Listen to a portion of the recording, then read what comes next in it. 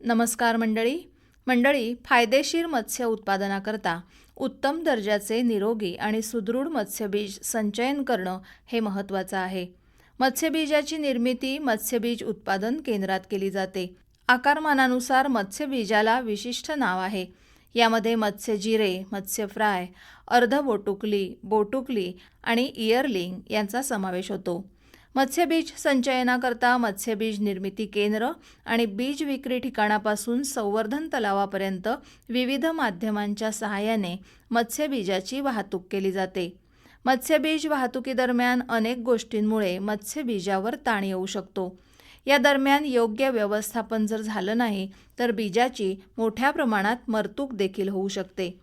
मत्स्यबीजाची वाहतूक करण्याआधी बीजाला प्रवासासाठी योग्यरित्या तयार केलं तर आणि वाहतुकीच्या दरम्यान विशेष काळजी घेतली तर बीजावरील ताण कमी करणं शक्य होतं. 90 ते 95% मत्स्यबीज जगण्याचं प्रमाण शक्य होतं. मत्स्यबीज वाहतुकीकरता विविध पद्धतींचा वापर केला जातो. मत्स्यबीजाच्या पॅकिंगनुसार मत्स्यबीज वाहतूक पद्धतीच्या सीलबंद वातावरण पद्धत आणि खुलं वातावरण पद्धत असे 2 भाग आहेत. सीलबंद वातावरण पद्धतीमध्ये ऑक्सिजन भरलेल्या प्लॅस्टिक पिशवीचा वापर केला जातो. योग्य पॅकिंग जर केलं तर यामध्ये किमान 36 ते 44 तासापर्यंत बीजाची वाहतूक करणं शक्य असतं. देशातील बहुतांश मत्स्यबीज व्यावसायिक याच पद्धतीचा वापर करतात. यामध्ये मत्स्यबीज मरतुकीचं प्रमाण कमी असतं. खुल्या वातावरणातील मत्स्यबीज वाहतूक ही मत्स्यबीज वाहतूक करण्याची पारंपरिक पद्धत आहे. यामध्ये प्रामुख्याने मातीचं मडकं, प्लॅस्टिक ड्रम, टाकी किंवा ताडपत्रीने झाकलेल्या 4-चाकी ट्रॉली वाहतुकीसाठी वापरल्या जातात.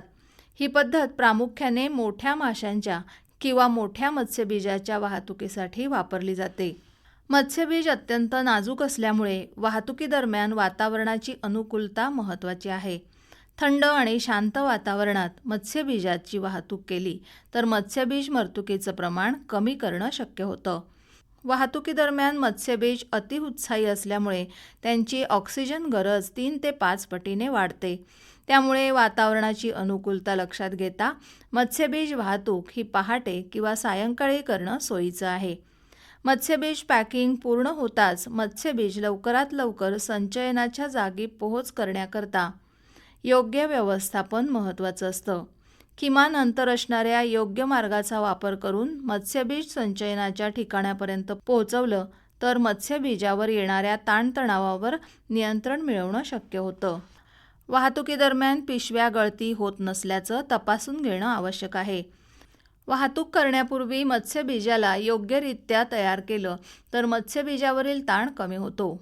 मत्स्यबीज पकडण्यासाठी गाठ नसलेल्या ओढजाळ्याचा किंवा हापा नेटचा वापर करावा. मत्स्यजिरे किंवा मत्स्य फ्राय बीज पकडायचे असतील तर त्यासाठी नायलॉन हापा किंवा सुती कापडाचा गमछा यांचा वापर करावा. मत्स्यबीज पकडताना बीजांची योग्य हाताळणी करणं महत्त्वाचं असतं. पकडलेल्या मत्स्यबीजाला नायलॉन हापा 4 बांबूच्या सहाय्याने तलावाच्या मध्ये बांधून ठेवला जातो. बोटुकली किंवा मोठ्या माशांना वाहतुकीपूर्व 10 ते 48 तास या प्रकारे हापा नेटमध्ये ठेवणं गरजेचं असतं. अशा प्रकारे काही गोष्टींकडे काटेकोरपणे लक्ष दिलं तर मत्स्यबीज वाहतूक सुरळीतपणे करणं शक्य होईल. बरं तर पुन्हा भेटूया उद्याच्या कृषीवाणीत. नमस्कार.